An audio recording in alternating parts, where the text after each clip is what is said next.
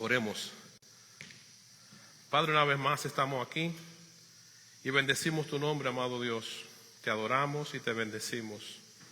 Que esperamos, Padre, que tú hayas recibido la gloria, la honra y la expresión del corazón de cada uno de nosotros a través de las alabanzas. Que hayas recibido también la intención de nuestro corazón a través de nuestras ofrendas y que ahora bendiga nuestras vidas con tu palabra. Señor, guíanos en este momento, abre nuestro entendimiento para que podamos escuchar de ti el consejo sabio que necesitamos para seguir caminando en esta tierra, en este peregrinar, en este tiempo pasajero que tú nos has dejado aquí. Así es, Señor, que guíamos. Te lo pedimos por Jesucristo, tu Hijo. Amén. Hoy tenemos una reflexión, la cual hemos dado como título, El verdadero discípulo de Cristo. Esta reflexión es la última reflexión que tenemos en el capítulo 6 del Evangelio de Juan. Ustedes saben que el capítulo 6 es el que estuvimos abordando ahora en estos últimos sermones. Y este capítulo, bastante largo, bastante extenso, con 71 versículos, hoy culmina con esta predicación. En cuanto a la prédica, en cuanto a los estudios, seguimos los jueves estudiándolo ya a manera de estudio bíblico.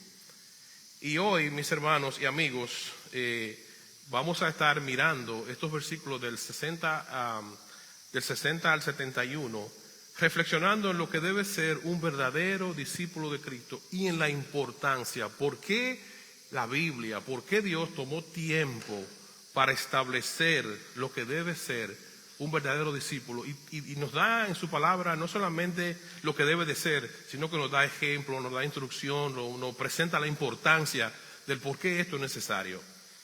Entonces vamos a reflexionar en ello. Vamos a leer en el Evangelio de Juan, capítulo 6, versículos del 60 al 71. Les recuerdo que estamos utilizando en nuestras prédicas la versión Nueva Traducción Viviente, una versión de Biblia de lenguaje sencillo. Los que tienen su Reina Valera, pues entonces hagan sus ajustes. Entonces dice la Biblia, Juan 6, 60 al 71, muchos de sus discípulos, los discípulos del Señor, decían, esto es muy difícil de entender. ¿Cómo puede alguien aceptarlo? Jesús estaba consciente de que sus discípulos se quejaban. Así que les dijo, ¿acaso esto los ofende? ¿Qué pensarán entonces si ven al Hijo del Hombre ascender al cielo otra vez? Solo el Espíritu da vida eterna. Los esfuerzos humanos no logran nada.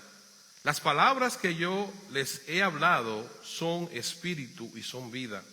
Pero algunos de ustedes no me creen.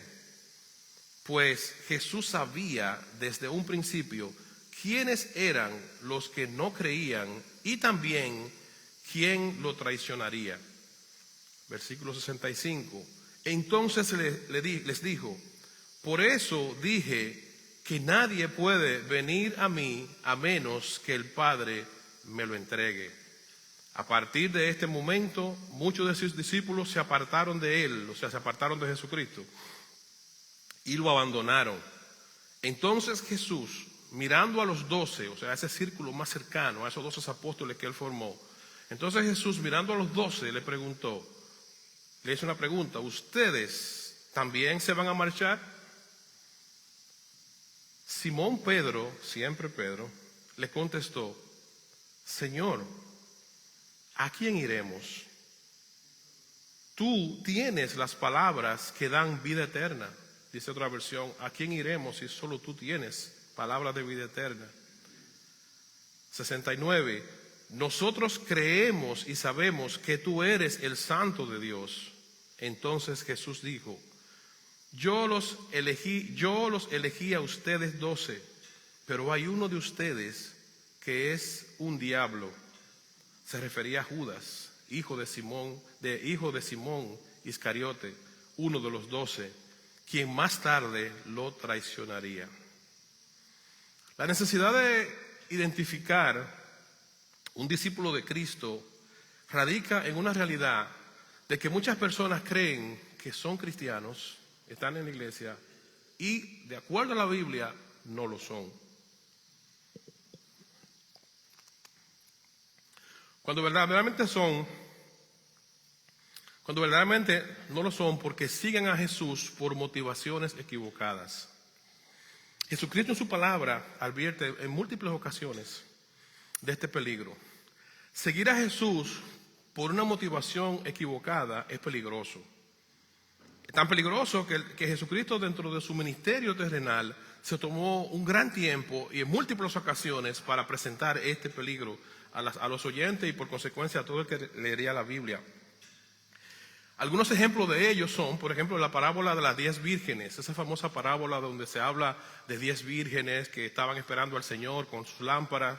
En ese tiempo, pues las lámparas que usaban aceite, las personas tenían el aceite que tenía la lámpara, pero también tenían un recipiente adicional, una reserva. Entonces, dice la Biblia acerca de esta parábola que de estas 10 vírgenes, 5 fueron prudentes. Y no solamente tenían sus lámparas con el aceite necesario, sino que tenían reserva, porque no sabían en qué tiempo iba a llegar el Señor. Entonces, cuando el Señor hace esta parábola, está queriendo reflejar la prudencia de estas 5 que tenían sus reservas. Y está reflejando una realidad social que existió en el momento y que existe todavía y que seguirá existiendo. Personas que caminan, que buscan a Cristo, pero no tienen la prudencia necesaria para saber prepararse, para saber lo que tienen que hacer para buscar al Señor. Entonces, ese es uno de los ejemplos que el Señor hace. Eso es una de las advertencias que el Señor hace en la parábola de las 10 vírgenes. Pero también usó la parábola del hombre prudente, del hombre que construye su casa sobre la roca. Dice que un hombre construyó su casa sobre la roca y otro la construyó sobre la arena. Entonces, ¿qué quiere reflejar con esto? Que ambas casas en estructura, en apariencia, se veían iguales. O sea, por fuera usted veía la casa y la casa se veían iguales las dos, de acuerdo a la parábola que el Señor enseña. Pero debajo, el fundamento que sostenía cada una de esas casas era diferente. Uno estaba sustentado sobre roca, o sea, estaba bien amarrado, bien firme, y la otra estaba sustentada sobre arena. O sea, que con cualquier movimiento, con cualquier agua, con cualquier brisa se iba a caer. Entonces usa también este ejemplo de la parábola del hombre prudente para indicar lo que implica un cristiano que no está siguiendo a Jesús por las razones, las motivaciones adecuadas. También usa la parábola del sembrador. Cuando dice que un sembrador salió a sembrar, que regó la semilla y que algunas semillas cayeron en terreno fértil y otra en un terreno malo. También para referirse a aquellas personas que reciben la palabra del Señor, que escuchan el Evangelio, pero para algunos eso le entra por acá y le sale por acá. Para otros lo atesoran.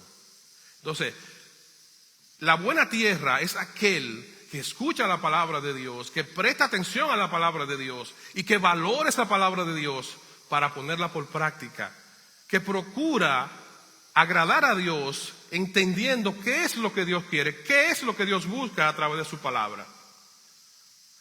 Aquellos que le escuchan y simplemente pasan un momento de bienestar en el tiempo de la predicación son aquellos que la semilla, la palabra ha caído en un terreno infértil porque no está dando fruto ese conocimiento. La vida cristiana es algo más profundo. Más que ser una persona correcta, más que ser una persona moralmente bien dirigida, que se comporte, que cumpla todas las reglas morales y sociales, la vida cristiana es algo más profundo. Es tan profundo que el mismo Señor también en el capítulo 7 del Evangelio de Mateo lo define como una senda estrecha. Mire cómo lo define en Mateo 7. Versículo 13, refiriéndose a lo que es la vida cristiana y el camino del cristiano en la vida cristiana, dice Mateo 7:13, solo pueden entrar al redil, al camino de la vida cristiana, solo pueden entrar en el reino de Dios a través de una puerta angosta, o sea, a través de una puerta estrecha. Solo se puede entrar al reino de Dios a través de una puerta estrecha, angosta. La carretera al infierno es amplia y la puerta es ancha para los muchos que escogen ese camino. El camino al infierno es ancho y es amplia, o sea, una carretera donde usted se puede desplazar con libertad. El camino a la perdición es un camino donde no hay tropiezos para usted caminarlo, porque usted se va de boca. Eso es lo que está diciendo la palabra. Dice el versículo 14 de este capítulo 7 de Mateo: sin embargo, la puerta del acceso a la vida, o sea, la puerta del acceso a la presencia de Dios, la puerta de acceso que tiene un hijo de Dios cuando se llama ser un cristiano, dice, la puerta a la vida es muy angosta, o sea, es muy estrecha, y el camino es difícil, y son solo unos pocos los que alguna vez lo encuentran. O sea, la vida cristiana es una vida que nosotros la vivimos y tenemos que ser conscientes que hay un precio que pagar. Aunque el Señor dice en su palabra que su yugo es fácil y ligera su carga, cuando venimos a Cristo hay muchas cosas que tenemos que negarnos a nosotros mismos. Y nos negamos voluntariamente, nos negamos por amor a Dios, nos negamos porque llegamos a la conclusión de que nosotros hemos entregado nuestra vida a Jesucristo, agradecemos a Cristo por el sacrificio de la cruz y amamos al Señor. Porque nuestro corazón, en ese agradecimiento, Dios puso amor en nosotros por Jesucristo. Cuando llegamos a ese tipo de conclusiones, entonces comenzamos a entender lo que es ser un discípulo de Cristo, un verdadero cristiano. Hay un peligro en ser un discípulo falso. Hay un peligro en ser un discípulo falso. Si nosotros miramos aquí en este capítulo 6, en el versículo 60 del Evangelio de Juan, vemos cómo comienza esta conversación del Señor con ellos, con la gente que lo seguía. O aquí estamos hablando de personas que siguen a Cristo, que seguían a Cristo, como muchos seguimos a Cristo hoy.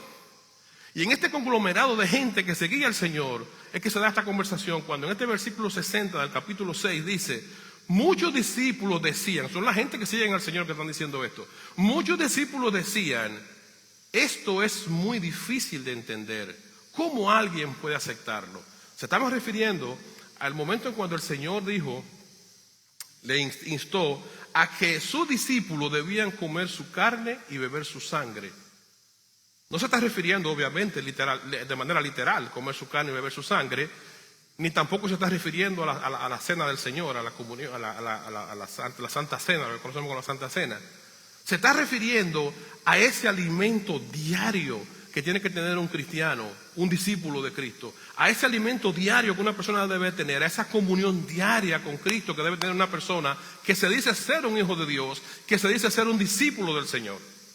Entonces, cuando ellos escuchan esto, no eran personas ignorantes. Ellos saben que no se está refiriendo a carne y sangre literal, pero le dicen, esto es muy difícil de entender. En otras palabras, yo no quiero entrar a esas profundidades de espiritualidad. Yo quiero quedarme donde estoy. Entonces el Señor, conociendo estos falsos cristianos, hace esta confrontación, porque Él dice, toda esta gente me están siguiendo, están acá, pero no están por la motivación correcta. Por eso dentro de un cuerpo siempre hay un remanente que es el verdadero pueblo de Dios. Siempre hay un remanente que es el verdadero pueblo que ama a Dios, que sigue a Dios, que ha entregado su vida al Señor. Los falsos cristianos les es difícil aceptar la verdad de Dios. Si vemos en el versículo 61 al 64, la dinámica que se da, vemos que dice la palabra que Jesús estaba consciente de que sus discípulos se iban a quejar y que lo iban a dejar. Él sabía que lo iban a hacer. Él sabía que se iban a ir, que se iban a retirar de él. Y por eso les dijo, ¿acaso esto les ofende? Fue una confrontación lo que le hizo. Y una confrontación de amor, porque el Señor no quiere que nadie se pierda. El Señor quiere que todo hombre venga al arrepentimiento, pero el Señor trae conciencia. Y el Señor a veces sacude la vida del individuo para que cree conciencia en qué pie está parado, dónde tú estás, realmente qué es lo que tú tienes en tu corazón, cuál es el Dios que tú te has figurado en tu mente. Entonces, pues, esto les ofende a ustedes. A ustedes les ofende que yo les diga la verdad. A ustedes les ofende que yo los confronte con su maldad. Entonces por eso le dice, ¿esto les ofende? Le hace la pregunta. ¿Qué pensarán entonces? Entonces el Señor entra a esa parte donde le dice, entonces, ¿qué pensarán ustedes si ven al Hijo del Hombre ascender al cielo otra vez? O sea, si ven cosas más profundas, ¿qué van a pensar? Si ustedes entienden que esto es difícil de entender, ¿qué entonces van a pensar si ven otra cosa más profunda?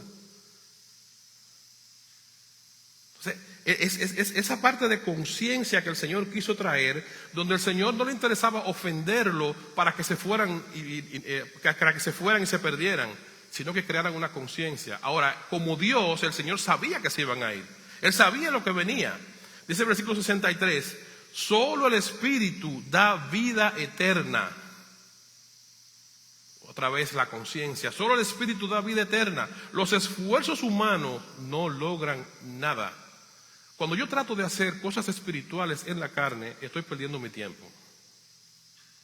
Cuando yo trato de encajar al Señor a lo que a mí me parece, cuando yo trato de encajar a Dios en lo que a mí me parece, estoy perdiendo mi tiempo y estoy entrando en un terreno peligroso.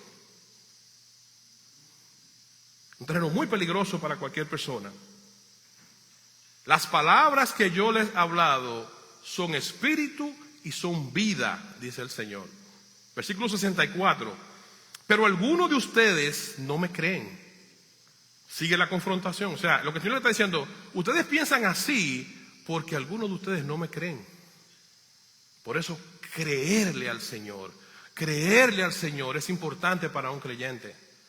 No es que usted entienda que Dios es santo, que es verdadero y que es bueno y que es real y que es maravilloso y que es todopoderoso. Es creerle al Señor. Es creer que ese sacrificio que Cristo hizo en la cruz, lo hizo porque yo necesitaba ser reconciliado con Dios. Porque el hombre necesitaba volver a restablecer su relación con Dios. Para poder yo hablar con Dios, para poder yo entrar en una relación de conversación, de diálogo, de intimidad con el Señor, solamente eso es posible porque Jesucristo pagó un precio y quitó la barrera del pecado que limitaba al hombre para entrar delante de la presencia de Dios. Entonces por eso el Señor dice, algunos de ustedes no me creen, porque Él sabía desde un principio quiénes eran los que no creían y también quiénes lo traicionarían. ¿Usted cree que el Señor quería que esa gente se fuera? ¿O usted cree que el Señor quería que Judas lo traicionara? No. El Señor todo el tiempo trata de traer a nosotros ese mensaje de amor, de salvación, que libera al hombre de su pecado y de esa perdición.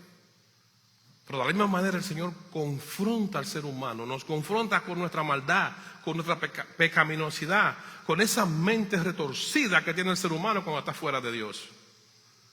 Pero muchas personas se resisten y prefieren alejarse cuando se ven con esa confrontación. Prefieren retirarse e irse a esa puerta ancha que es el camino del infierno. No es un mito, no es una teoría, es una realidad, porque es la palabra del Señor. Es el Señor que lo está diciendo en su palabra. Los falsos discípulos en algún punto se caen, y lo vemos aquí, y se apartan, se alejan. Usted ve a veces personas que están muy fogosas en el Evangelio, un fuego, una cuestión, y están muy activos, y de un momento a otro se desinflan, y jamás vuelven a levantar cabeza. Una persona que ha creído en el Señor, una persona que genuinamente ha creído y que ama al Señor, se cae, se levanta. Y cada circunstancia de la vida le sirve para fortalecer su carácter en Cristo, le sirve para seguir adelante. Sufre, llora, pasa penumbria, pasa momentos difíciles, pasa momentos donde no puede quizá entender lo que le está sucediendo, pero sigue adelante porque su fe es firme, porque ha creído en el Señor. Porque creyó genuinamente en el Señor. Esa persona no se detiene. Esa persona vive cada día de su vida alimentándose de Cristo, buscando a Cristo, oliendo a Cristo, porque hay un agradecimiento en el corazón, porque entendió lo que Cristo hizo en la cruz y agradece a Dios por Jesucristo y ama a Cristo. No solamente le agradece, sino que le ama. Ama a Cristo y por eso vive una vida en consecuencia de eso. Cuando miramos aquí el versículo 66, dice que a partir de ese momento muchos de sus discípulos se apartaron de él y lo abandonaron. Sus motivaciones no eran genuinas. Seguían al Señor por motivaciones equivocadas. Nosotros podemos ver en la palabra que mucha gente en este mismo capítulo 6 Seguía al Señor por sus motivaciones. Cuando vemos los versículos 14 y 15, vemos que había personas que cuando vieron el milagro que Él hizo de convertir, de alimentar a 5,000 personas, a más de 5,000 personas, convirtió los panes y los peces, los multiplicó. Oh, wow, estaban detrás de Él, pero era por el beneficio material, era por el milagro. Al día siguiente fueron buscándolo para que volviera a hacer otro milagro de alimentación, de multiplicación. Estaban buscando solamente lo que Dios podía darle, el beneficio que Jesucristo podía darle. Y el que busca a Cristo encuentra todo lo que necesita. Ahora, lo que pasa es que las necesidades materiales, dice el Señor en su palabra, son añadiduras. Buscad primeramente el reino de Dios y su justicia, y las demás cosas, o sea, todas mis necesidades materiales pasan a ser añadiduras. Entonces, cuando usted no comprende eso, en la primera situación, en la primera cosa que usted se siente confrontado, su soberbia lo hace irse, porque no ha conocido al Señor. Un hombre y una mujer que ama a Dios, que ha creído en Dios, que ha creído en Jesucristo, esa persona, cuando se ve confrontado con la palabra de Dios, baja su cabeza y se humilla ante el Señor, porque entiende su limitación, entiende su maldad, entiende su necesidad de ser ayudado por Dios para seguir este camino. Entiende que necesita que Dios le ayude para poder caminar cada día de su vida en este camino de la vida cristiana. Es un peligro ser un falso discípulo de Cristo. Es un peligro ser un falso cristiano. Por eso el Señor hace todas estas advertencias que ha hecho. Es un peligro. Si su vida y su servicio no es enfocado correctamente, si su vida y su servicio dentro de una iglesia, dentro del cuerpo de Cristo, dentro del pueblo de Dios, no es enfocado en agradar a Dios y en que Dios reciba la gloria por Jesucristo, entonces usted no está caminando el camino correcto. Si eso no es así, usted está caminando un camino equivocado. Si vemos el versículo 53 de este capítulo 6, vemos que el Evangelio de Juan relata diciendo aquí lo que pasó con Jesús. Por eso Jesús volvió a decir, les digo la verdad, a menos que coman la carne del Hijo del Hombre, o sea, refiriéndose a sí mismo, y beban de su sangre, no podrán tener vida eterna en ustedes. A menos que el individuo no busque a Cristo de corazón, no se empape de Cristo cada día, no busque estar en Cristo todos los días de su vida, no podrá tener vida eterna. Esto significa que aquí en la tierra su vida no va a ser una vida en paz. Esto significa que por la eternidad usted va a tener una vida tormentosa, porque no va a estar en Cristo. No va a poder tener el beneficio de esa vida eterna, a menos que no busque a Cristo, que no huela a Cristo, que no lo anhele. No solamente buscarlo, es desear estar en el Señor. Una persona que ama a Cristo, una de las cosas que más le duele es estar lejos del Señor. Una de las cosas que más le afecta es cuando se siente lejos de la gracia de Dios. Cuando una persona siente que se ha alejado de Dios, una persona que ama a Dios, que por alguna razón, algún error en su vida, alguna circunstancia de su vida, se siente que se ha alejado, esa persona lo arropa la tristeza, la desesperanza, porque hay una santidad de Dios en el individuo. Hay un Espíritu Santo que mora en la persona, que clama por reconciliar esa relación nuevamente, por avivar ese fuego. Dice la Biblia que el Espíritu Santo se contrita, o sea que se entristece. Cuando el cristiano está en ese momento de baja, de situaciones difíciles, de alejamiento de Dios, hay una contrición del Espíritu, hay un alejamiento del Señor. Comer la carne y beber la sangre del Señor es tener a Jesucristo como nuestro todo, como la razón de mi existencia, como la razón por la cual hago todo lo que hago. Si nosotros venimos acá y dedicamos un tiempo del día domingo para congregarnos, y dedicamos un tiempo del día jueves para congregarnos a cantar alabanzas, a escuchar el mensaje de la palabra, a estudiar la Biblia los días que la estudiamos, un tiempo de oración. Cuando hacemos esto, y lo hacemos porque buscamos glorificar a Dios, porque buscamos conocer más de Dios, porque buscamos que el nombre de Dios sea exaltado con lo que hacemos, entonces estamos en la dirección correcta. Cuando no lo hacemos con esa motivación, entonces estamos caminando en una dirección incorrecta. Estamos siendo un cristiano falso, un falso discípulo de Cristo. Un verdadero discípulo de Cristo piensa, siente, actúa en obediencia. Se preocupa por saber qué es lo que Dios quiere y se preocupa por obedecer lo que Dios quiere. A un punto donde Dios pone en sus hijos, en los que los aman, el querer como el hacer por su buena voluntad, dice la Biblia. Donde usted gustosamente hace las cosas. El Señor le pone amor por lo que hace. Hay ejemplos que la Biblia da, acerca de estas personas que durante la historia bíblica actuaron como falsos discípulos del Señor.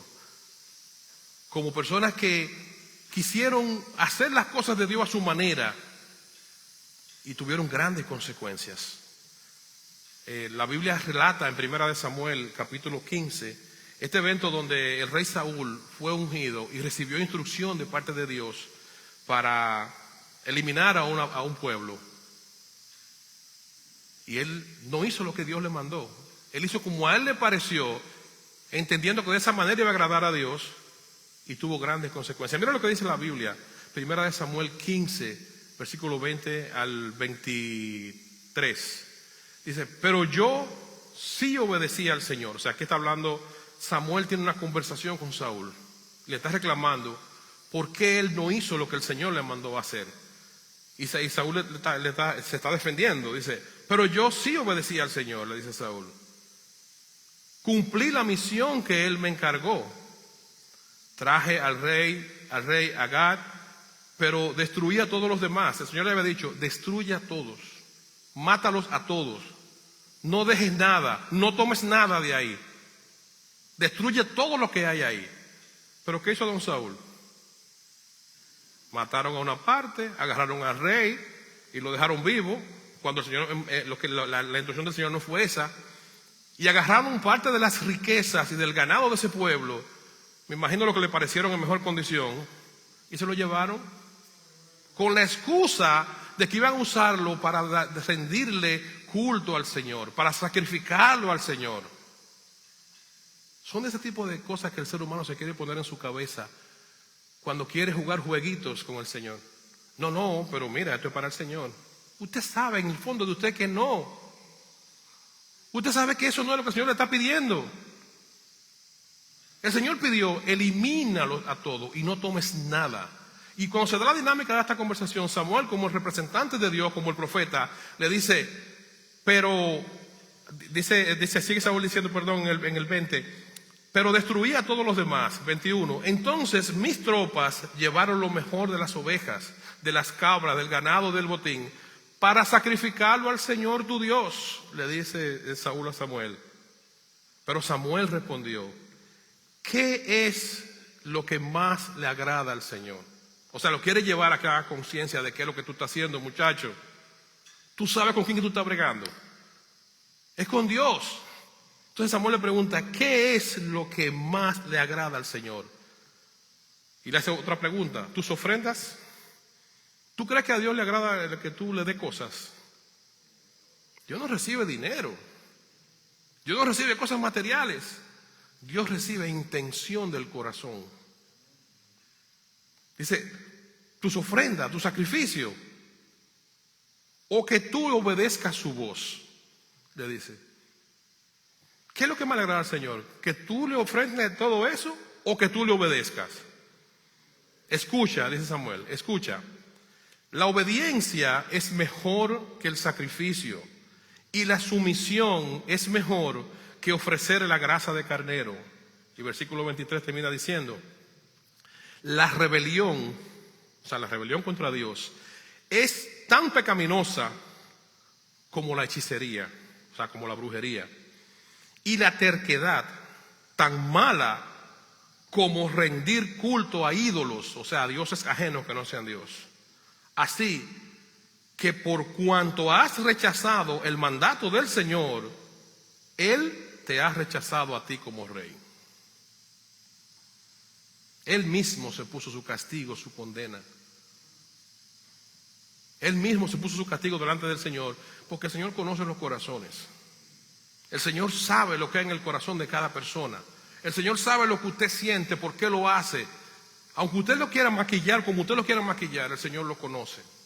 Entonces, por eso nosotros atraemos a nuestras vidas problemas cuando queremos jugar con la santidad de Dios. Y todos nosotros tenemos debilidades, todos nosotros tenemos luchas, pero lo más predominante que debe tener a un cristiano es sinceridad. Sinceridad delante de Dios. Señor, yo necesito tu ayuda. Hay situaciones con las que personas bregan, que tienen que llevarla todos los días de su vida al altar del Señor. Hay luchas que la persona tiene, hay a veces algún tipo de pecado, de condición que la persona brega con él. Pero cuando hay esa intención en el corazón de agradar a Dios, Dios lo conoce. Ahora, cuando usted quiere maquillar eso y darle una apariencia diferente, usted está entrando en un problema terrible. Porque mire lo que dice, lo que está diciendo el profeta aquí, que ese tipo de cosas son tan pecaminosas como la hechicería, o sea, como la brujería. O sea, cuando una persona hace brujería, está rindiéndole culto a Satanás. O sea, le está dando la espalda a Dios. O sea, que eso es tan malo como esto. O sea, mira qué tipo de comparación es ese. Dice que por eso rendirle culto, hacer lo que el Señor nos lo ha mandado a hacer, o querer maquillar lo que yo hago diciendo que es en el nombre del Señor. Cuando yo hago algo acá, que, no, esto es para el Señor. Yo sé que no es para el Señor. Yo sé que es para satisfacer mi ego. O yo sé que yo estoy buscando una motivación personal con lo que estoy haciendo, que no es la gloria de Dios. Yo me estoy metiendo en un problema. O cuando actúo por un sentido de culpa, yo sé que no estoy haciendo cosas que estoy haciendo cosas que no están bien y voy a hacer esto como una recompensa, como un sacrificio. El Señor no quiere eso. Por eso, este ejemplo de Samuel es un ejemplo que a nosotros los cristianos debe de servirnos. Que yo vaya y dé un dinero o haga un acto de servicio para tapar una falta, el Señor no recibe eso. Si ese corazón no se humilla a Dios, si ese corazón no está doblegado a Dios, si ese corazón no es un corazón que ha creído en Dios por Jesucristo, el Señor no recibe nada de eso. Ahora, si usted comete una falta y usted viene en arrepentimiento genuino a pedir perdón a Dios y a procurar que Dios le restaure, Dios recibe eso. Porque Dios conoce la intención de ese corazón. En otras palabras, Saúl no entendió, así como muchos cristianos tampoco entendemos, qué es lo que Dios espera de nosotros. Nosotros debemos pedirle a Dios que nos ayude a entenderlo, que nos ayude a conocerlo, porque hay una bendición en ser un discípulo verdadero de Cristo. Hay una bendición grande.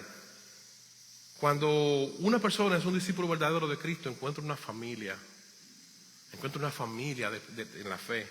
Y los verdaderos hijos de Dios que aman a Dios, cuando una persona viene dentro de ese redil de la iglesia, esa gente que ama a Dios de verdad, ve al que llega con amor, lo ve para cuidarlo, para protegerlo, para ayudarlo a crecer en el Señor. Lo ve como Dios lo ve. Sí, sabemos que, como pasó en este evento que narramos aquí anteriormente con el Señor, dentro de una iglesia hay de todo, dentro de un pueblo hay de todo, pero siempre hay un remanente de hijos de Dios, de personas que aman a Dios, de personas que buscan a Dios de corazón, de personas que quieren hacer y que procuran hacer todos los días de su vida lo que Dios le ha mandado hacer. Y esas personas son las que cuando llega alguien al pueblo de Dios, le abrazan en amor, le cuidan, le tratan de guiarlo al Señor, de mostrar a Dios a través de lo que hacen. Pero cuando también se es un genuino siervo de Dios, cuando se es un discípulo de Dios genuino, verdadero, también la persona encuentra una sabiduría. Porque cuando tú amas a Dios, agradece por el sacrificio de la cruz, amas a Jesucristo, entonces los ojos de tu entendimiento se abren. Tú comienzas a tener una sabiduría diferente, un entendimiento divino, de lo celestial, que mucha gente no logra entender porque no ha pasado de ahí, porque no ha llegado a ese nivel. Y encuentras sanidad física y espiritual. Tú encuentras respuesta a tus necesidades. Cuando la razón de seguir a Jesucristo, cuando la razón, tu motivación, es la que expresa Pedro en el versículo 18 de este capítulo 6. Cuando la razón es que yo reconozco esta verdad, entonces tú vas a encontrar una bendición en ser un verdadero discípulo del Señor. Este es el sello de evidencia, que evidencia la identidad de un verdadero discípulo de Dios. Miren lo que dice el versículo 68 del capítulo 6, aquí del Evangelio de Juan. Versículo 68 dice, aquí Pedro respondiéndole al Señor, cuando después del Señor tener esta confrontación, cuando el Señor le dice, ¿ustedes también se quieren ir? Cuando le hace la pregunta, Pedro, como un hombre que amó al Señor, fíjense su respuesta cuál es, le dice, respondió Simón Pedro, Señor, ¿a quién iremos? ¿A quién? O sea, fuera de ti, ¿a dónde vamos a ir? ¿A quién iremos? Tú tienes palabras de vida eterna. Otra versión de la Biblia dicen, solo tú tienes palabras de vida eterna. Pero en todas sus imperfecciones, fíjense que la Biblia usa mucho a Pedro como modelo. Un hombre impetuoso, medio acelerado, un individuo con un carácter fuerte, pero un hombre que cuando creyó en el Señor, creyó genuinamente y aprendió a amar al Señor. Y ese amor al Señor trajo a su vida discernimiento espiritual, una comprensión mayor del reino de Dios, una comprensión mayor de lo divino. Y en esa comprensión que fue revelada por el mismo Dios, como lo dijo Jesucristo en un momento, bienaventurado eres Pedro, cuando él le dijo que tú eres el Cristo, el Hijo de Dios viviente, el Señor le dijo, bienaventurado eres Pedro, porque eso no te lo reveló ni carne ni sangre. O sea, Pedro era una persona que el Señor ministraba su vida a través del entendimiento de lo divino. Y así mismo pasó en este momento acá.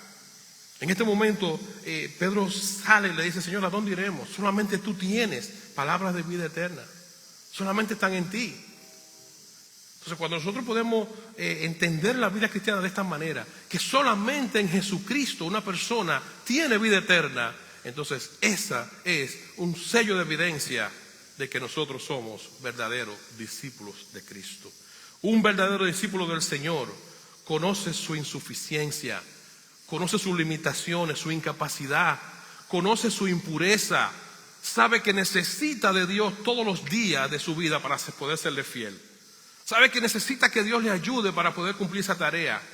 No se confía de ser una persona que dice, no, yo soy un hombre de Dios, un hombre santo, yo soy un hombre correcto. No, yo soy un ser imperfecto. Yo soy una persona que necesito todos los días venir a los pies del Señor, pidiéndole su ayuda, su fortaleza, para que Él me ayude a caminar este camino, para que Él me ayude a poder serle fiel. Una de mis oraciones personales es esa. Todos los días yo le pido al Señor, Señor, ayúdame a serte fiel. Ayúdame a serte fiel. Porque estamos aquí, estamos en la tierra. Y uno conoce, cada individuo conoce sus limitaciones. Mientras más capaz usted se cree, mientras más infalible usted se cree, más peligro usted corre. Jesucristo invita a toda persona que se dice ser discípulo de Él, lo invita a reconocer lo que Él ha hecho en la cruz. Jesucristo invita a toda persona que se dice ser un discípulo, que se dice ser un cristiano, a reconocer lo que mantiene, la brújula que mantiene a una persona enfocada en Cristo, es ese agradecimiento por el sacrificio de la cruz. Es ese agradecimiento que pone en cada individuo amor por Cristo, agradecimiento y amor a Dios. Y ese amor, ese agradecimiento es lo que hace que usted viva todos los días de su vida haciendo lo que hace, deseando lo que desea, luchando cuando algo va por la dirección que no es correcta. Eso es lo que lo mantiene a usted enfocado. Esa es su brújula. La razón de su existencia es amar, seguir, obedecer, al Señor Jesucristo y su palabra. Y concluyo con el consejo que da la Biblia en el Evangelio de Mateo, que nos invita a que amemos al Señor. Dice la Biblia: ama al Señor con todo tu corazón, con toda tu alma y con toda tu mente. Este es el primer y más importante de los mandamientos. Ama al Señor, ámalo con toda tu mente, con toda tu alma. Este es el primero y más importante de los mandamientos. No importa lo que tú hagas fuera de ahí, todo lo que tú hagas, todo lo que desees, tiene que estar regido porque amas al Señor. Un verdadero discípulo de Cristo ama al Señor y hace todo lo que hace por y para el Señor. Oremos y demos gracias al Señor. Gracias, Padre, por tu palabra. Gracias, Señor, por este momento. Gracias, mi Dios, por Jesucristo y su sacrificio en la cruz. Padre, míranos aquí presente, este es tu pueblo, los hermanos, los amigos, las personas a través de las redes. Padres, ayúdanos. Ayúdanos, mi Dios, a poder cada día más reconocer nuestra imperfección, nuestra necesidad de ti. Ayúdanos, Señor, a amarte. A que cada cosa que hagamos, sintamos, sea por una simple y firme motivación, porque te amamos, Señor. Gracias por tu palabra. Gracias por la bendición, Señor, de haberla inspirado y plasmada en estas páginas para que sean beneficio a todas las generaciones de creyentes que íbamos a tener, Señor, exposición a ella. Así que, Señor, ahora te pedimos por tu misericordia que tú nos ayudes a discernir y a profundizar por tu Santo Espíritu, que nos ayude a discernir y profundizar esta tu palabra, a desear con todo nuestro corazón obedecerla. Tú dices en tu palabra que el que te ama es el que obedece tu palabra.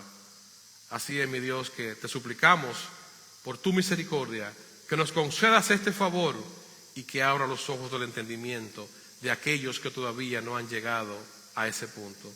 Te lo suplicamos por Jesucristo, tu Hijo amado, el Señor de nuestras vidas, que pagó un precio que nosotros debimos pagar en la cruz del Calvario. Amén.